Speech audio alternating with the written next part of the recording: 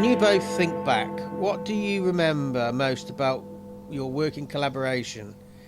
Would that be the same as other people have? Interested to hear both your thoughts on modern filmmaking techniques and style as an effective way to motivate and get urgent environmental messages out there. This is the People's Countryside Environmental Debate Podcast with him. William Mankler, thanks very much for being with us for another episode of this podcast. And me, Stuart the Wild Man Mabbott, with a baseball cap precariously balanced on the top of my head. And you've got it not back to front like Andre Agassi. Yeah, Andre Agassi. Aggie Agassi. That's the one. Anyway, we get questions sent to us by listeners, and we conversate around them. We don't necessarily debate. Sometimes when we have a guest, we might do that, but we have a conversation, and we just explore the big issues and try and break them down into bite-sized chunks and bring it back to the environment. Because some of the questions we get set feels like it's nothing to do with the environment, but there's always a way of bringing it back. We try and normalise the big issues by talking openly about them, and that can open us up to criticism, but hey-ho. And we through our actions that we try and come up with, we try and address some of the issues that we discuss. Anyway, who are the two listeners that have sent in questions for today, William? We have Carolien from South Holland, the Netherlands, and then we have Yusuf from, is it Kocaeli? Something like that. Kocaeli, Turkey. They're the two. Yeah, they've never sent in questions before, I don't think. Yeah, Kocaeli. Yeah, Kocaeli. Yes. So, can I have a read of? Because I never get my voice heard on this podcast. No, you don't. And I'm going to read along as you talk, but say it. So I'll make sure you've got every single word correct, Stuart. So I'm going to call her Carolien. I think that's how you pronounce it. The question is, when you both think back, what do you remember most about your working collaboration? Would that be the same as other people have? So I think she's asking how we remember it might not be the same as other people, the outside world. When you both look back, what do you remember most about your working collaboration? Would that be the same as other people have? Well, I don't know about other people because they're not here to tell me. Well, I don't know about what. I don't really would know. You can describe it, Stuart. Yeah. And I can describe it as well. But we still have our own filter. Yeah. So I can't say I'd fully understand it. Yeah. So let's talk about that. What do you remember most about your work and collaboration? It does sound like you're talking about in the past tense here as well. That's just my own interpretation of when you think back. Question. Yeah. What do you? When I think back, I think you held me back. My career went downhill after I started collaborating with you. Yes, and there was never going to be a serious answer. And if that's a serious answer, I shall just go out of the door right now. You've got an email. There's a thing. There's a thing, right? Yeah. I've just sent you an email. So that's my resignation email. Yeah, you got nothing to resign from. Anyway, so what do I when I think back? I think about other people actually. Back in about 2013-14, when I was trying to meet loads of different people I could collaborate with, it's just the sheer volume of people for various reasons who just fell by the wayside. Some of it was ego on whoever's part. Some of it was just some people were scared of success. Some people were playing at business. It's just what I remember most is it's very hard to find long-term collaborators. My long-term memory of this collaboration is it's been a fun ride. There have been challenges for myself, and like just getting up and talking in front of people. Oh yeah. We got to give a talk soon. You need to amplify your voice more. Exactly. Yeah. So there are challenges, but along the way, it has become more of a in a way a bit of a joyride. In a way, I've begin to every single bit of work that Stuart and I do together is just another. It brings more material for this podcast, for anything that we do, will refer back to something that's happened. It's just more history. It's more Anecdotes. It's just there's just more, and I think we both understand each other a lot better. We understand how we both work. We kind of, I wouldn't say we finish each other's sentences, but we know when the other person needs a break from talking, like I do now. I'm thinking out loud, really. Yeah, I think I've said all I've got to say on that. It's just, it's my memory is it shows how hard it is to find long-term collaborators for whatever reason. It is hard, and I'm going to turn my emails off because they're annoying me. It is hard, because we both put a strong criteria about who we actually want to work with. Yeah. You know, there are certain people that I've worked with and for. Mostly worked with and collaborated with that. It just hasn't worked in some ways. But do you notice that you begin to realise it's not working than you used to?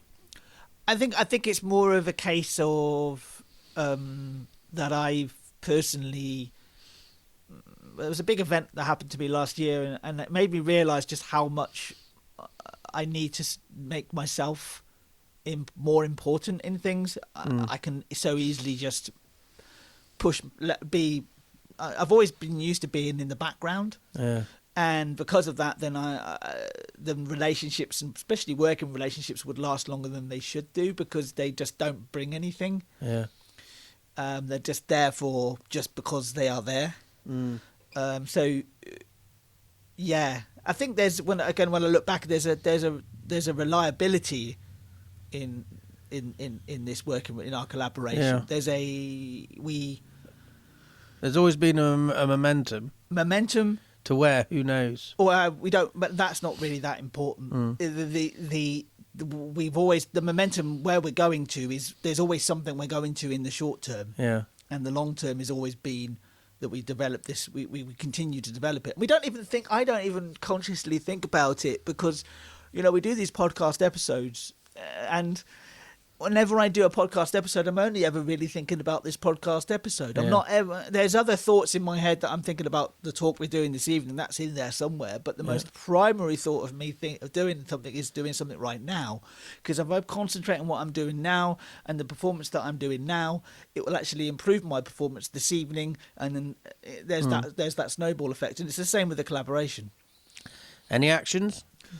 Or advice? I think this is more advice, really, than there's actions. no real actions to come out of this, I don't think. What about advice if people starting out or in the middle of a collaboration or feeling they're coming towards an end? Is it the same advice for all three?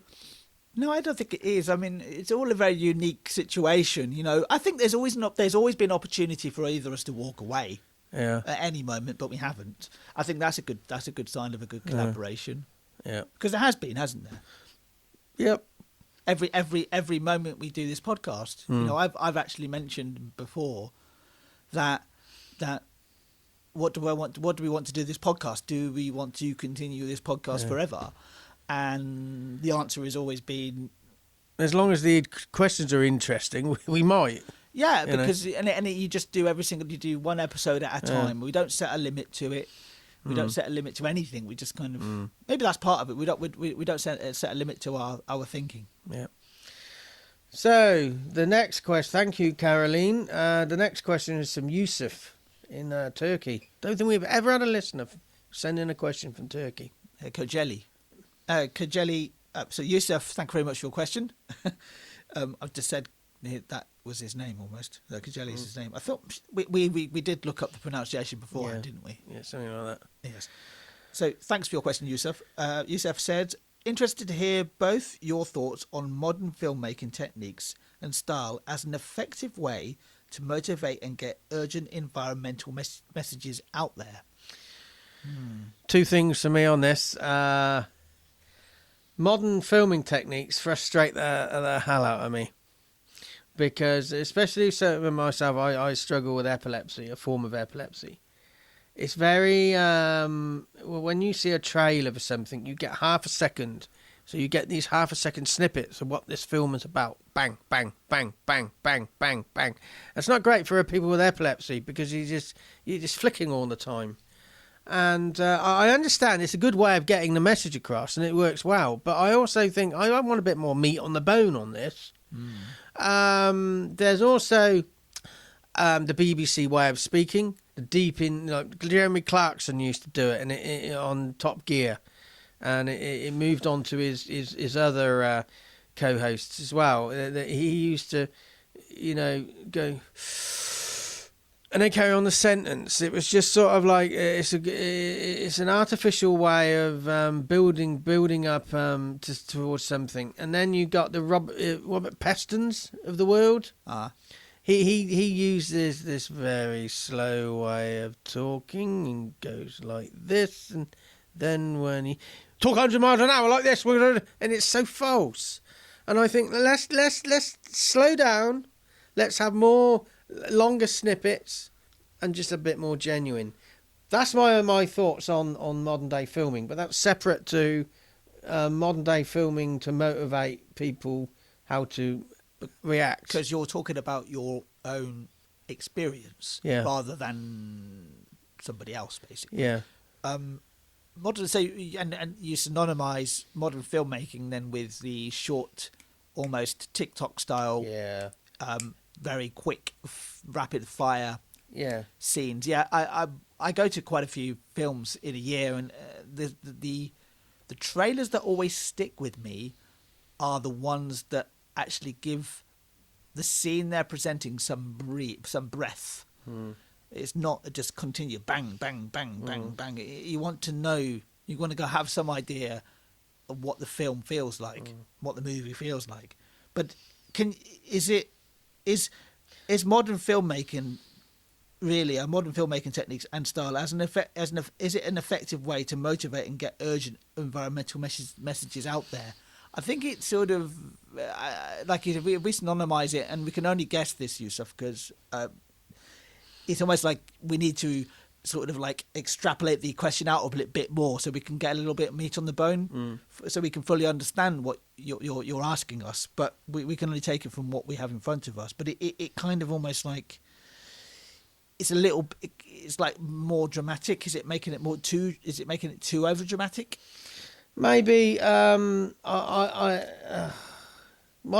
day filming to me is sort of like it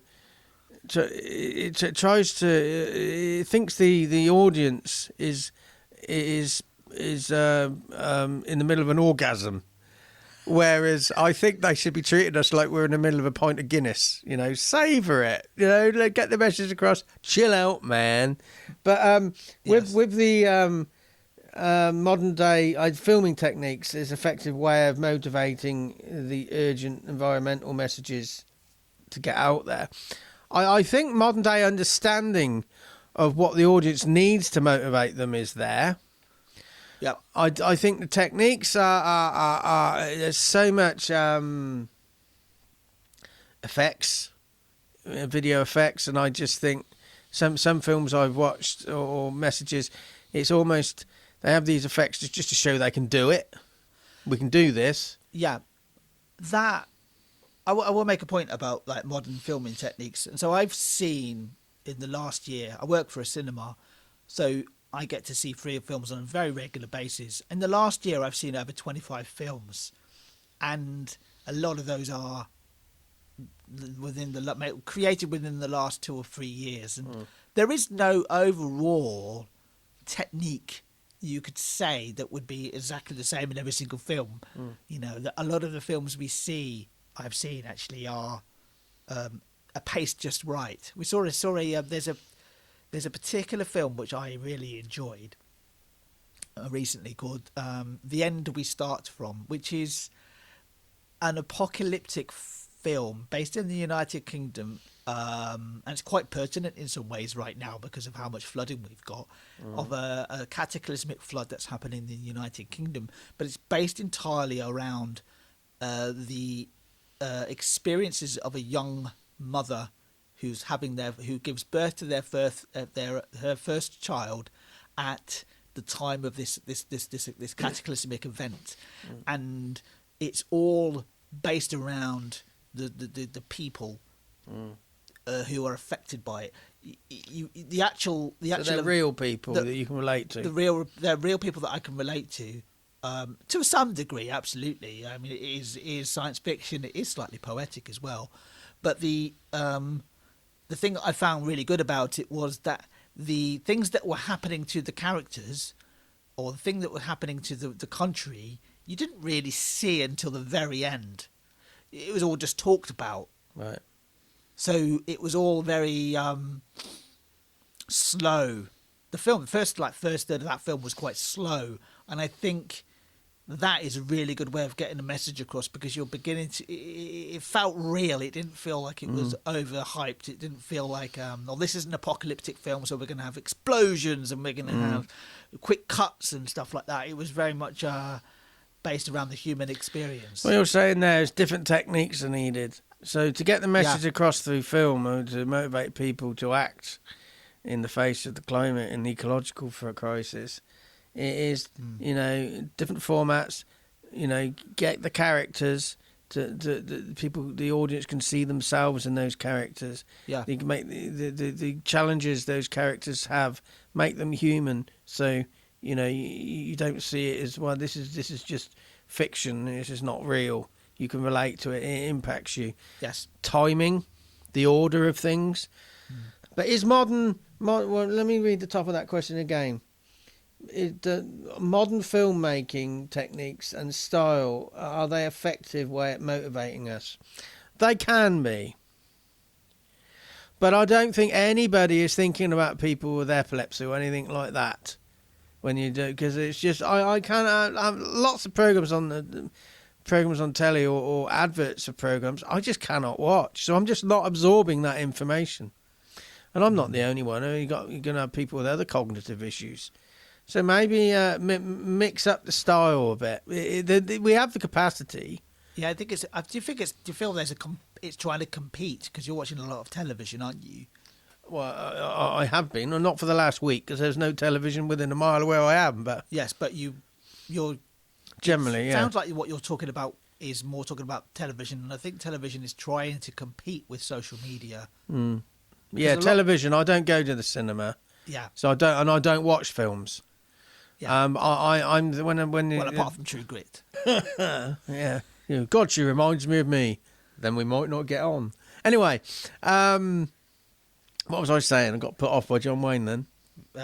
You don't watch a lot of films. Oh yeah. But with I don't watch a lot of films, but yeah, the television is trying to compete, but it's also a medium that should be used. Yes. But I also see you making television, making films. You're still using cameras. Yes. You're still using the same thought processes. So I think the capacity is there, but I don't think we're getting it right. Within filmmaking, I think there is. I think there is the capacity there because of creative ideas, So people will come up with very creative ideas. I saw a film recently, another film called The Zone of Interest, which is completely nothing to do with the environment, but they actually they set the cameras up where all the production crew were nowhere near the cameras, so the actors only had the cameras in the space they were in, right? Which is quite an interesting way of doing things. So there are creative ways of thinking about these things. We can't be repetitive. That's one thing, because we humans don't like repetition, generally speaking. We've got to think about creative ways of using these modern techniques to get the message across on a continuous basis. Another way of looking at this question is looking at the film industry to provide the motivation. It's a part of the jigsaw, and very few people are going to be motivated by something they see. They're going to be motivated by something they experience in their own life. Maybe a personal interaction, and then they see a film, and it tips them over into acting, doing something. So Yes. I don't think I'm not sure I'm reading this question right, but so it's almost saying that the film industry should be the catalyst for change, and I don't. It's a component part. That's my thought. It's not the only thing, is it? Yeah. What? Any actions? My action would be: what are the other things that sit alongside the film industry if we got it right to motivate? What motivates you? I agree with that. Okay, so another episode of the People's Countryside Environmental Debate Podcast with him. William Manclow, thanks very much for being with us. We are steadily heading towards our 600th episode. It'll take us a while to get there, but we'll steadily get there. Okay, and where are, don't say who, but where are the listeners from in the next episode that have set questions? Well, two places that have sort of like a water theme to them. You'll see what I mean, what I've done here. But one is from Corfu Atoll, which is in the Maldives. Wow, man. And the second one is from fish ponds in Bristol. Yeah, you see what you did there.